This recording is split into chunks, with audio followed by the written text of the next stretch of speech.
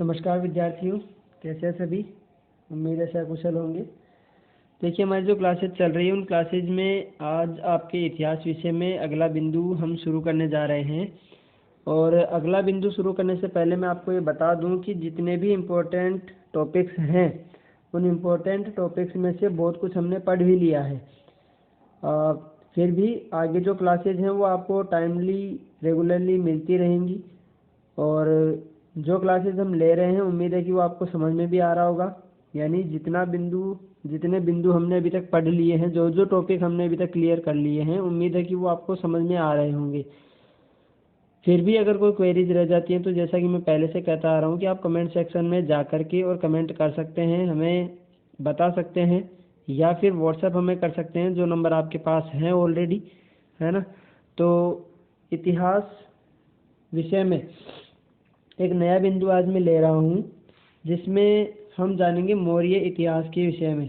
यानी मौर्य काल जो था उस मौर्यकालीन इतिहास के विषय में आज हम जानेंगे कि उसको जानने के जो ऐतिहासिक स्रोत हैं वो स्रोत कौन कौन से हैं, ऐसे कौन से साधन हैं, स्रोत क्या है।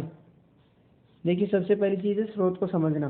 तो स्रोत हम किसको कहेंगे? स्रोत वो हैं जिनके माध्यम से हमें किसी चीज़ की, किसी वस्तु की जानकारी मिलती है या किसी वस्तु को हम प्राप्त करते हैं। जैसे अगर हम कहें जल स्रोत, तो यहाँ पर जल स्रोत कहने का मतलब क्या हुआ? ऐसा साधन, ऐसा माध्यम जिसके द्वारा हम जल को प्राप्त करेंगे। ठीक वैसे ही यहाँ पर जो मौर्यकालीन इतिहास को जानने के स्रोत हैं, उन स्रोत का मतलब क्या हुआ कि वे साधन जिनके माध्यम से हम मौर्यकालीन इतिहास की जानकारी प्राप्त करेंगे वो हमारे लिए मौर्यकालीन ऐतिहासिक स्रोत कहलाएंगे। तो उन ऐतिहासिक स्रोतों में कुछ साहित्यिक स्रोत आते हैं,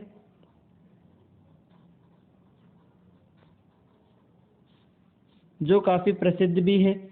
और इन सब के अलावा आज ही के वीडियो में हम पढ़ेंगे कि मौर्यकालीन जो प्रशासनिक व्यवस्था है उस प्रशासनिक व्यवस्था की खासियत क्या क्या थी, प्रशासनिक व्यवस्था की विशेषताएं क्या क्या थी। खासियत मतलब विशेषताएं क्या क्या थी। तो इन बिंदुओं पर आज हम गौर करेंगे। पहली चीज़, मौर्यकालीन जो इतिहास है उनको पढ़ने का, उनको जानने के स्रोत क्या क्या हैं। और दूसरा, जो मौर्यकालीन प्रशासनिक व्यवस्था है उस प्रशासनिक व्यवस्था में क्या क्या विशेषताएं थी। इन दो चीज़ों पर हम आज बात करेंगे। तो देखिए, जैसा मैंने कहा कि सबसे पहले हम साहित्यिक स्रोतों के विषय में बात करेंगे। तो साहित्यिक स्रोतों में अगर हम मौर्यकालीन इतिहास की बात करें तो सबसे ऊपर नाम आता है मेगस्थनीज का। और ये मेगस्थनीज कौन था? एक विदेशी यात्री था जिसने एक पुस्तक लिखी। उस पुस्तक का नाम क्या था? इंडिका। ये एक 2 नंबर का प्रश्न भी आपके लिए बन सकता है कि मेगस्थनीज के द्वारा लिखी गई पुस्तक का नाम क्या है, या इंडिका किसके द्वारा लिखी गई। तो इंडिका मेगस्थनीज के द्वारा लिखी गई। हालांकि वर्तमान समय में ये जो इंडिका है ये अपने मूल स्वरूप में उपस्थित नहीं है, लेकिन फिर भी इसके कुछ अवशेष आज भी उपलब्ध हैं जिनके माध्यम से या जिनके आधार पर हम अनुमान लगाते हैं। तो इस पुस्तक में, यानी जो इंडिका थी, इस पुस्तक में मेगस्थनीज ने क्या क्या बताया है कि भारत की जलवायु कैसी है। यानी उस समय जब मेगस्थनीज भारत आया तो उस समय भारत की जलवायु कैसी थी। जलवायु के साथ साथ यहाँ की तात्कालिक जो राजनीतिक परिस्थितियाँ हैं वो राजनीतिक परिस्थितियाँ कैसी थी। और इन सब के साथ साथ चंद्रगुप्त मौर्य के दरबार का वर्णन भी इसने किया है कि चंद्रगुप्त मौर्य के दरबार में क्या क्या विशेषताएं थी, उसका दरबार कैसा था। पाटलिपुत्र के विषय में, पाटलिपुत्र जो वर्तमान में पटना जिसको हम कहते हैं, तो पाटलिपुत्र के विषय में इसने जानकारी उपलब्ध करवाई है। और तत्कालीन सामाजिक और आर्थिक स्थिति के विषय में भी इसने जानकारी उपलब्ध करवाई है, सामाजिक और आर्थिक। यानी मेगस्थनीज जो चंद्रगुप्त मौर्य के समय में भारत आया, मौर्य साम्राज्य का संस्थापक जो है चंद्रगुप्त मौर्य, उसके समय में जब वो भारत आया तो उसने यहाँ की जलवायु के विषय में बताया, उसने यहाँ की राजनीतिक व्यवस्था के विषय में बताया, उसने यहाँ के दरबार, चंद्रगुप्त मौर्य के दरबार के विषय में बताया, पाटलिपुत्र के प्रशासन के विषय में बताया, और साथ ही साथ सामाजिक और आर्थिक स्थिति के विषय में भी उसने जानकारी उपलब्ध करवाई है, जो हमें कहाँ से आज प्राप्त हो रही है? इंडिका के अवशेषों से। इंडिका के अवशेष क्यों कह रहे हैं? क्योंकि इंडिका जो है वो अपने मूल स्वरूप में आज उपस्थित नहीं है, हमें उपलब्ध नहीं होती, लेकिन उसके जो अवशेष हैं उन अवशेषों के आधार पर हम ये चीज़ें बता सकते हैं कि इंडिका में मेगास्थनीज ने इन इन बिंदुओं पर बात की है, इन इन बिंदुओं की जानकारी दी है। फिर हम विश्व प्रसिद्ध कौटिल्य के विषय में बात करेंगे कि कौटिल्य ने क्या किया। अब ये कौटिल्य कौन है? कौटिल्य को ही विष्णुगुप्त के नाम से भी जानते हैं और कौटिल्य को ही चाणक्य के नाम से भी जानते हैं। यानी कहा जाता है कि चाणक्य और विष्णुगुप्त जो है उसी का नाम क्या है? कौटिल्य भी है। इसको कौटिल्य क्यों कहा दिया गया? इसको कौटिल्य की उपाधि क्यों दी गई? क्योंकि ये कूटनीति में चतुर था, यानी कूटनीतिक व्यवस्था अपनाने के कारण इसको कौटिल्य कहा गया। और कौटिल्य के द्वारा जो लिखी गई या विष्णुगुप्त या चाणक्य के द्वारा लिखी गई जो पुस्तक है उसका नाम क्या है? अर्थशास्त्र। अब यहाँ जो अर्थशास्त्र नाम आया, इस अर्थ का मतलब इकोनॉमिक्स से ना लेकर के यहाँ क्या लिया जाए? प्रशासनिक व्यवस्था से, राजनीतिक व्यवस्था से, कि उस समय की जो प्रशासनिक व्यवस्था थी, उस समय की जो राजनीतिक व्यवस्था थी, उसके विषय में इस अर्थशास्त्र में बताया गया है। साथ ही साथ राजनीतिक शास्त्र की संपूर्ण जानकारी, किसकी? राजनीति शास्त्र की संपूर्ण जानकारी कौटिल्य ने, चाणक्य ने, विष्णुगुप्त ने अपने अर्थशास्त्र ग्रंथ में दी है। उसने बताया है कि एक कुशल राजनीतिज्ञ हम किसको कह सकते हैं, एक कुशल राजनीतिज्ञ में क्या क्या गुणवत्ता होनी चाहिए, क्या क्या क्वालिटीज़ होनी चाहिए। तो अगर आपको राजनीति उत्तम ढंग से चलानी है तो आपकी गुणवत्ता क्या क्या होगी, आपकी क्वालिटीज़ क्या क्या होंगी, इस विषय में माफ़ कीजिएगा, चाणक्य ने बताया है। उसने बताया है कि राजनीति शास्त्र से संबंधित जितने भी आर्थिक पक्ष हैं या एक दरबार में, एक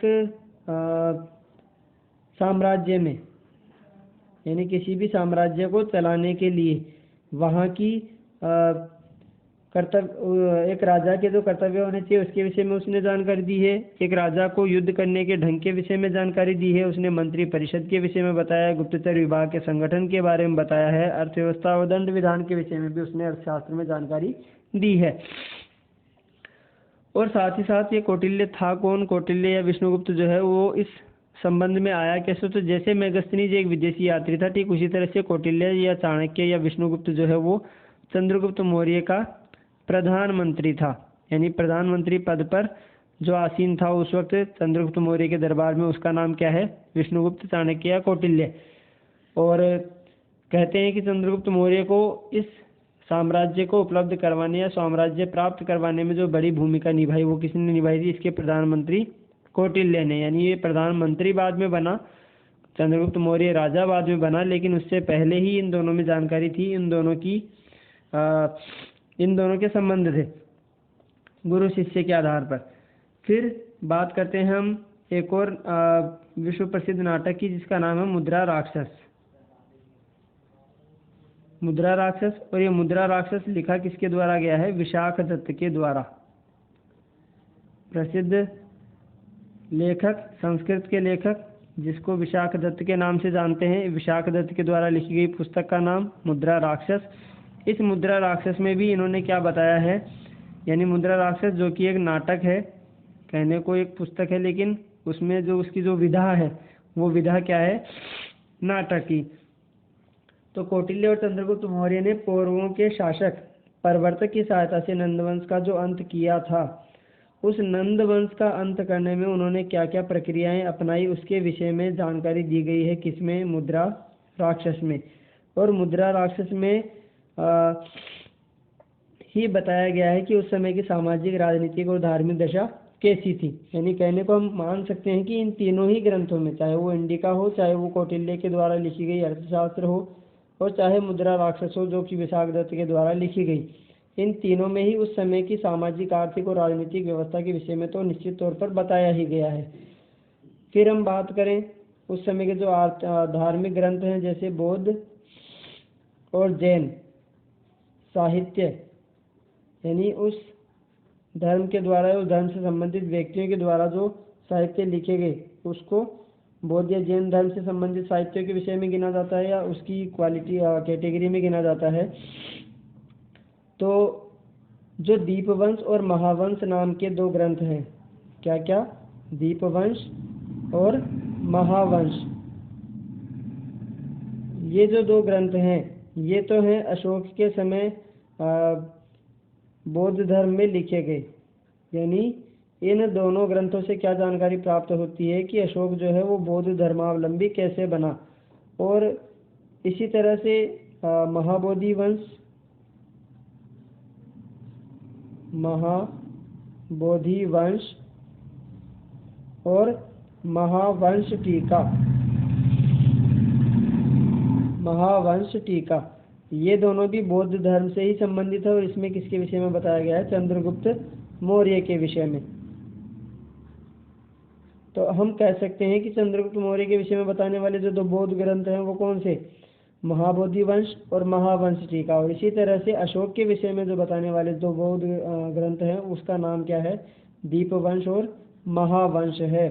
तो इस तरह से बौद्ध धर्म ग्रंथ हैं जिनसे हमें उस समय की जानकारी प्राप्त होती है।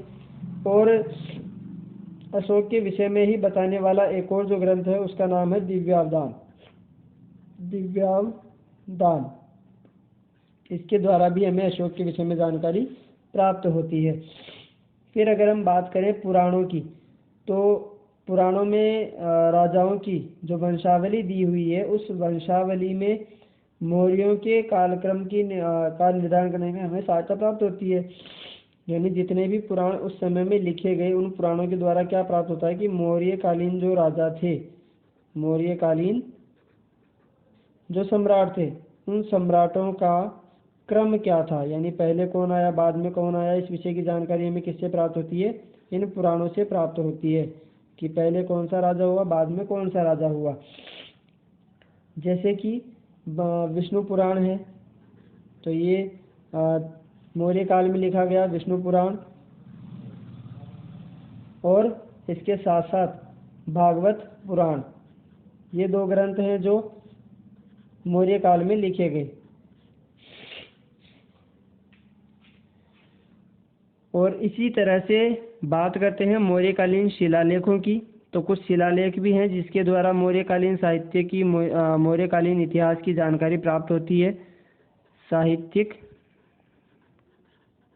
या ऐतिहासिक जानकारी हमें प्राप्त होती है किसके द्वारा, इन शिलालेखों के द्वारा। तो जिस तरह से हमने साहित्यिक रचनाओं की बात की उसी तरह से मौर्यकालीन शिलालेख भी हैं।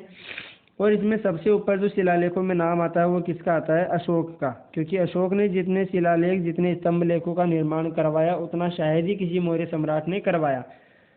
तो ये तो था उस समय की जो मौर्यकालीन ऐतिहासिक स्रोत हैं जिनसे हमें जानकारी प्राप्त होती है कि मौर्यकालीन जो व्यवस्था थी वो कैसी थी। और उसमें हमने खास तौर से जो बात की वो किसकी की, साहित्यिक स्रोतों की बात की है कि ऐसे कौन से स्रोत हैं जो साहित्य की विधा में गिने जाते हैं और साहित्य की विधा में गिनते हुए जिनके द्वारा हमें मौर्य साम्राज्य की जानकारी या मौर्यकालीन जो शासन है उसकी जानकारी प्राप्त होती है। अब अगर हम बात करें मौर्यकालीन प्रशासनिक व्यवस्थाओं की, तो सबसे पहली चीज़ है साम्राज्य विस्तार। क्योंकि जो मौर्यकालीन साम्राज्य है वो साम्राज्य काफ़ी विशाल था, शायद ही उससे पहले कोई ऐसा राजा हुआ होगा, ऐसा कोई सम्राट हुआ होगा जिसने इतने बड़े स्तर पर संपूर्ण भारत में शासन चलाया हो।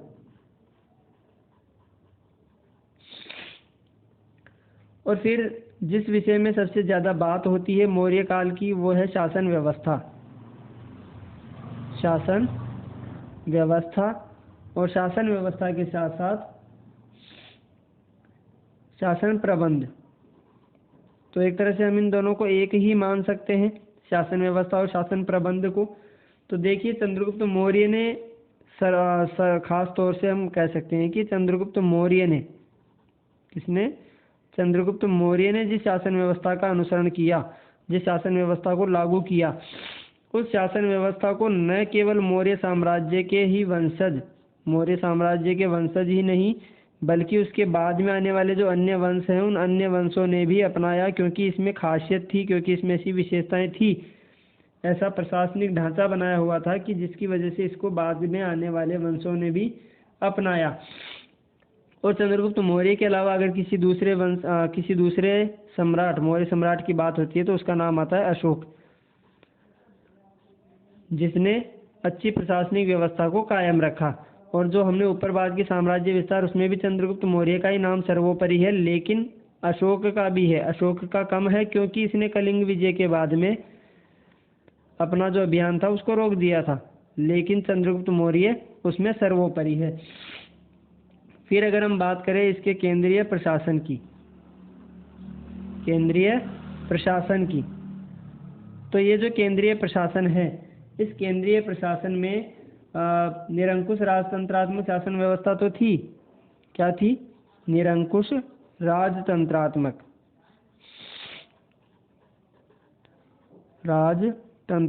शासन व्यवस्था थी, लेकिन राजा जो है वो निरंकुश होते हुए भी स्वेच्छाचारी नहीं था।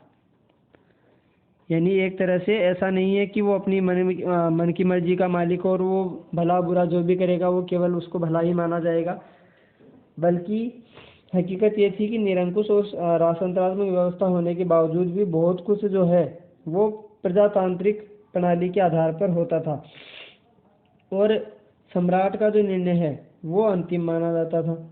यानी चाहे न्याय व्यवस्था हो, चाहे प्रशासन व्यवस्था हो, और चाहे कार्यपालिका व्यवस्था हो। तो कुल मिलाकर के कहने का मतलब यही है कि सम्राट जो है वो सर्वोपरि था।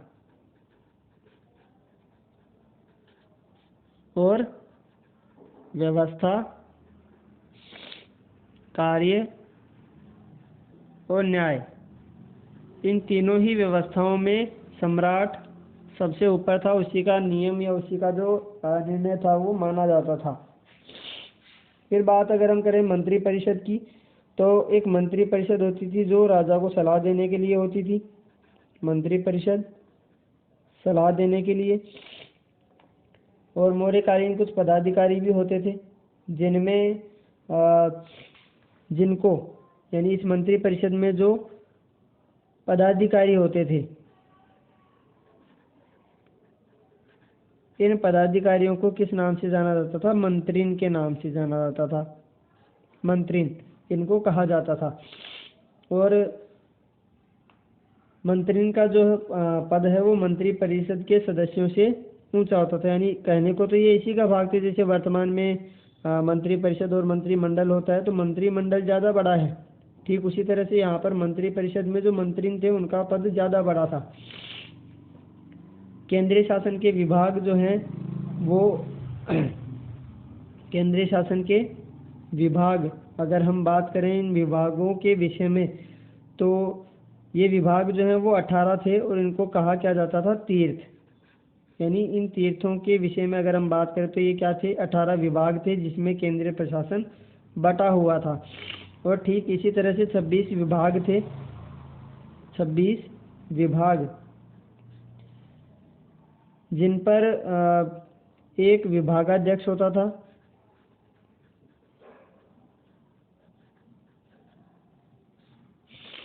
यानी 18 तो जो विभाग हैं वो केंद्रीय शासन के विभाग हैं ही, लेकिन कौटिल्य ने अपने अर्थशास्त्र में इनकी संख्या कितनी बताई है?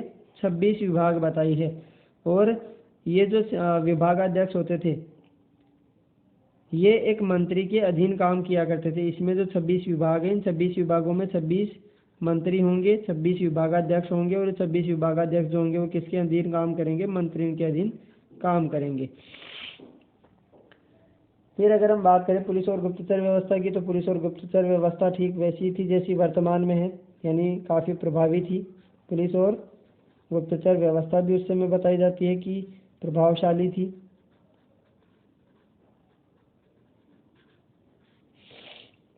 इसके साथ सेना का प्रबंध, और सेना में कौन कौन लोग होते थे? सेना में होते थे पैदल, रथ, घोड़े और हाथी, ये इसमें होते थे। इसके साथ साथ जो न्याय व्यवस्था है इसमें फौजदारी